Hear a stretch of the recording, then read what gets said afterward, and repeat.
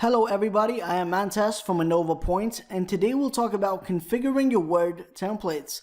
Now the first thing that I want to tell you is it's very good to keep all your templates in one separate location, so I did that with a subsite called templates. So let's go ahead and go there, create a document library and get started. So here we go, document library, let's pick a name, let's say sales templates, that's perfect. And now once we go to the library, I'm going to need to first of all upload the template from my computer. There we go, standard proposal template. Okay, so it's uploaded, it's right there, perfect. Now what I'm gonna want to do is go over to the proposals document library where I actually want the document that I will create with the template to appear. And here we are. So now I'm gonna want to open JungleDocs from the ribbon. And this is how we get to the app. We click this little button right here and it will take us to the page where we will be able to see where we are exactly. So proposals, and we'll also have a set of rules. In this case, we only have one, and that's the default rule. What I want to do now is create a new rule. So I go over here to the top right corner where it says new rule and I select that. This is the page where all of the settings are for the document that you're going to generate, that you're going to create. And right at the top here, you can see the location where it's going to be saved. So for me, that's under proposals. It's perfect. The rule display name proposal, I think in this situation is also good. We're not going to be using content type templates. We're going to be using custom templates, the one that we already uploaded. So let's click this button right here. And let's find the template that we actually uploaded. So there it is, the standard proposal template, and let's click OK. Here we should get a little preview pretty soon, and there we go. We can see the template. We can even zoom in if we like, but I don't need to do that in this case. So what I'm gonna want to do now is actually go to here and click Edit Document Template. And here we go. This is the template that I'll be using. And what I want to do right now is just sort of get rid of these little placeholders because I'll actually show you how to put them in yourself. So here we go. I'm just sort of getting rid of those. And what I'll do now is simply save it. And I'll actually put in a few placeholders that I can insert using a sample document. Now I'm going to move this aside just for now, and then open up what is a sample document. So you can click this, generate sample document.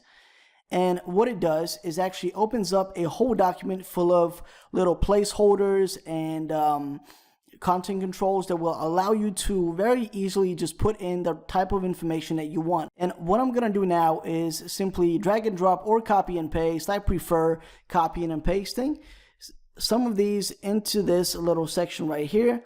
And let's say I want the company title, and for example, I want the city, right? So there we go. Let's get that as well.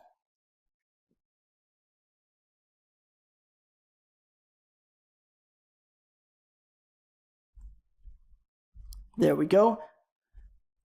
And perhaps even a logo just to get some visuals. All right, now this is something personal, but I just want to sort of change up the font. I think that there could be possibly a more suitable font for this file. So let's go down to, let's pick a file. I'm sorry. All these files are getting into my head. Let's pick a font. Let's say I'm picking this one.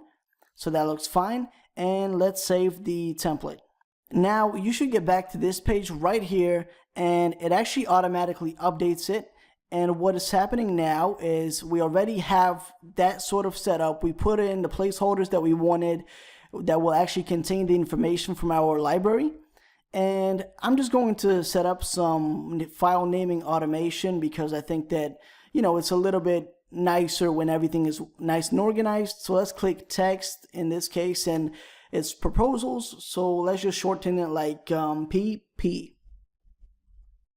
All right, now I want to add a separator, maybe the date. So also let's use a shorter format, another separator, and for example, a sequence, right, to keep it nice and tidy. All right, and we can also automate the column naming. So for example, title, would be, let's say, business proposal.